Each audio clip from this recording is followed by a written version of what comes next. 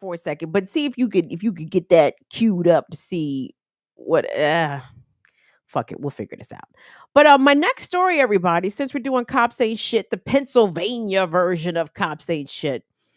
The ways in which police flex and abuse their authority is extensive, right? As we see there, what happened with Eddie Irizarry in Philadelphia. Obviously, the police will flex and abuse their authority to outright take people's lives. But when they're not flagrantly killing people, sometimes cops just like to get their kicks by ruining people's lives. And that can present itself in a myriad of ways by false arrest, false imprisonment, or they hit people with the bullshit charges, disorderly conduct, obstruction of justice, just some shit to keep people in jail through the weekend, maybe give them a bond they may not be able to meet. Maybe they'll lose their jobs. Maybe it compromises their housing. I mean, it can be a cascading effect, the ways in which police use their power in order to fuck up people's lives. But as we have discussed here on this program, the profession of policing is one that is prone to not only abuse of the public, but abuse of the people whom they have interpersonal relationships, most notably spouses and children or partners and children. And this is the case coming out of Pennsylvania. This is Dauphin County. Infinite. Where in the world is Dauphin County, Pennsylvania? I know there's Dauphin Street up there in North Philly, but Dauphin County, Pennsylvania is where we get this story. I seldom don't like to come to the New York Post for stories, but the New York Post has a little bit of a anti-cop kink that I will acknowledge because they will do some stories on some fucked up cops. I appreciate that. So this headline reads, Pennsylvania cop arrested for improperly committing ex-girlfriend to mental facility. This according to the district attorney there in Dauphin County. And this Pennsylvania state trooper by the name of Reginald Davis, 37 years old, is now facing false imprisonment charges after he allegedly used and allegedly and violently detained his ex-girlfriend. By the way, Trooper Davis is a married man. So he had his ex-girlfriend improperly committed to a mental health facility. And this gets pretty deep in the ways in which this guy used his position of power as a Pennsylvania state trooper in order to exact some sort of revenge on his ex. So this all began mid-August of this year, and according to the New York Post, Trooper Davis, Reginald Davis, reportedly told his ex-girlfriend and told her repeatedly, he said, "I know you're not crazy." He said, "I'll paint you as crazy." Leading up to the forced mental treatment. This is what the victim told the district attorney's office. The article goes on to say, it says that Trooper Davis's quest to have her committed began back on August 21st when he sought advice and he sought help from his fellow troopers because Trooper Davis said that the victim, identified by the district attorney as MF, Trooper Davis told his other fellow troopers that his ex-girlfriend had these mental health issues, and that he wanted to involuntary get her to some sort of commitment. It says, on advice from state police, Davis, who was off duty at the time of the incident, identified himself as a trooper to obtain an order after he submitted purported texts from his ex-girlfriend in which she threatened suicide, according to the court documents.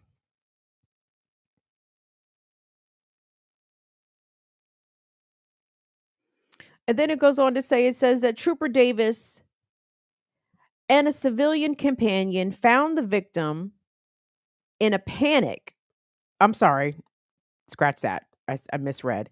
Trooper Davis and a civilian companion found the victim at a picnic area, not a panic, in a picnic area in a state forest where he picked her up and carried her to his car before the two struggled on the ground, according to the affidavit.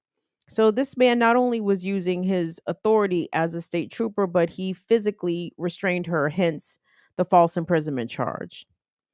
Trooper Davis is seen sitting on top of his ex as she pleaded. Oh, as she claimed that he tackled her to the ground, according to the affidavit. Wait, is this okay, yes. I want to show this video because the video is pretty revealing in itself. Hold on. The victim also said that she didn't need help. She did not need to be committed for mental health treatment. And that she wanted to get away from the cop who was her ex. And she said, "You're insane. You're absolutely insane." And and then you paint me to lock up, to look insane. And it said, as she made a move to get free, Davis, wrestling style, put her in a wrestling style hold. The footage shows, and there is footage. She said that more than once, "I can't breathe," as he was on top of her. Well, we know how police respond when you tell them they can't breathe. When people that they are being attacked by say that they can't breathe, usually they squeeze you harder. So when the two got up, Davis restrained her as she um said repeatedly that she didn't do anything wrong. I believe that this woman was at least held for a week. She was held for several days. I want us to take a look at the video. Will, do you think we can bring that up and see if that works for us? Because this is actually captured. Some of this assault, some of him trying to involuntarily restrain this woman, falsely imprison her, was captured. And the fact that this guy knowingly usurped his authority. Yeah, let's see if we can hear some of it too. But it's a, We need to get away from you. You're insane. You're absolutely insane. Insane. Like, and then you paint me to look insane.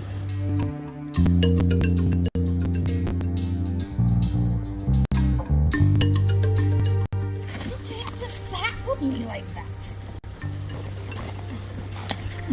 Get off of me.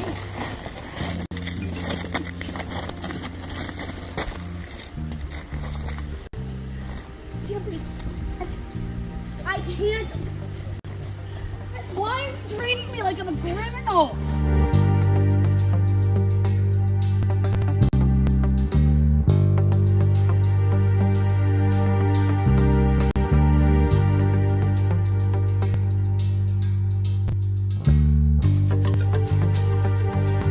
5 days. Did you guys see that? Read the text on that.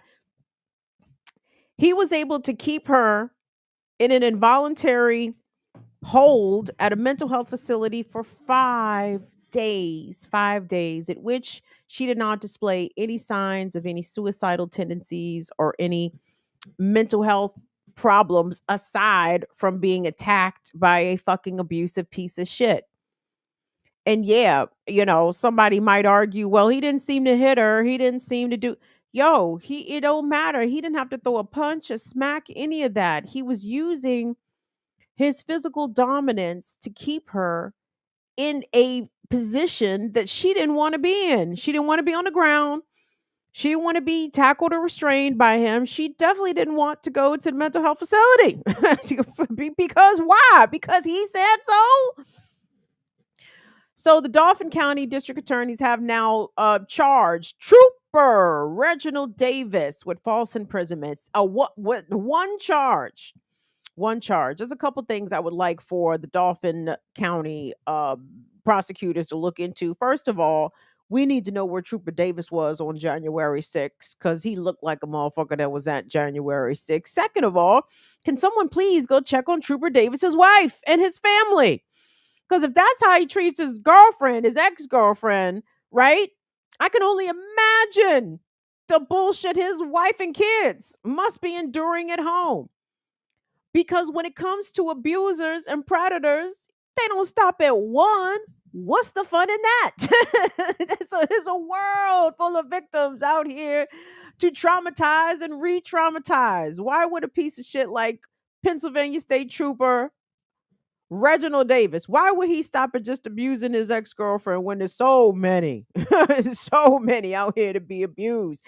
So I think that it would be advantageous, even though I know it's not going to happen under our current criminal injustice system. But if we did live in a society that was serious about stamping out predatory and abusive behavior, it is fully appropriate to look in the backgrounds and in the past actions and behaviors and relationships of people that are accused of current abusive crimes because it's a pattern. It doesn't by the time they catch the serial killer, he has killed his 12th victim. You know what I'm saying? Like they don't usually catch the serial killers on but after the first murder, right? It's usually after several people unfortunately have succumbed to their brutality. So, if this was something that we took seriously in our society, we should be seeking out prior victims of known abusers. We should be trying to make sure that they have access to services, mental health services, healthcare, housing. You know what I'm saying? We need to make sure that people's needs are met because what we do in the society too often is number one, we do not catch and hold accountable people who are legitimate serial abusers and predators. But but while that in itself is a gross tragedy, what's more tragic is that we do so very little for victims and survivors. And a lot of times people who have survived physical abuse, intimate partner violence, sexual assault, they deal with the shit, or sometimes even worse, they don't deal with it, and it can present itself in many ways in drug abuse, in harmful, self harmful behaviors. We don't do enough to make sure that folks are recovering and healing from these kinds of traumas, even though we are very acutely aware at how often these kinds of traumas take place. But what American society is absolutely not willing to confront is the prevalence of domestic abuse and violence amongst police and the military, right? It's a story that kind of raises its head every now and again. Occasionally, we'll get the lone brave voice coming out of the military who admits that they survived sexual assault and it was a culture of sexual abuse and assault and harassment. But these stories are just that. They just come out as a reminder that this is the kind of regular routine behavior that certain folks can expect within serving in the U.S. Armed Forces. And the same thing with these cops. No one wants to tackle the issue of misogyny within policing. No one wants to confront the issues, obviously, of racism and white supremacy. Because if they have to start treating non-white people better, what you mean? They got to start treating women better too? I mean, come on. You're asking too much, way too much there. Within the psychological screenings for police officers, there is a part of me that wholly believes that you have to test as a fucking nut to get admitted onto a law enforcement squad, right? They be knowing that these motherfuckers be racist, that they be neo Nazis, that they be low key slash high key Confederate sympathizers, right? Whatever is revealed in those psychological exams, the racism absolutely comes out and the misogyny absolutely comes out. So the fact that police ranks are filled with racist abusers of women and children only indicates to me that obviously that is who they recruit. Right? If you're interested in quote community policing, if that definition equates not killing black people, not killing brown people, treating people with respect, not deploying your weapon under any circumstances, they don't want them. They don't want no anybody that wants to make the community better. No, no, no, no. We don't have time for that. Are you going to pull out the piece and blam on somebody looking threatening? Well, then that's the standard. There you go. Here you go, officer. Here you go, son. We'll graduate you through the academy. Toot sweet. Toot sweet. But yep, as these stories can continue to come up, because they will always come up, let it serve as a reminder. Let us go and tell the others about how the cops not only love to end lives, but they love to fuck up lives. They love to fuck up lives. I wonder what were the consequences in that lady's life for being involuntarily held for 5 days. That's a whole week's worth of work. Could she use the phone? Could she call her mother and tell her mother where she was? Could she call her job? I want to know the full ramifications, not to the detriment of this lady's privacy, but if there were other consequences besides, her losing her freedom for 5 fucking days based off the word of her ex-boyfriend of all people. Can you imagine your ex having any sort of authority or say over your actual freedom? Oh my God, that must have been a nightmare for her. But I want to know what the surrounding costs of her unlawful detainment were for her, because I'm certain it was way more than this article leads on. So maybe we'll get some more details as it comes up. But even if the cop is convicted, false imprisonment, I'm not certain if that is a felony or misdemeanor, but because he is police, chances are he'll get a slap on the wrist.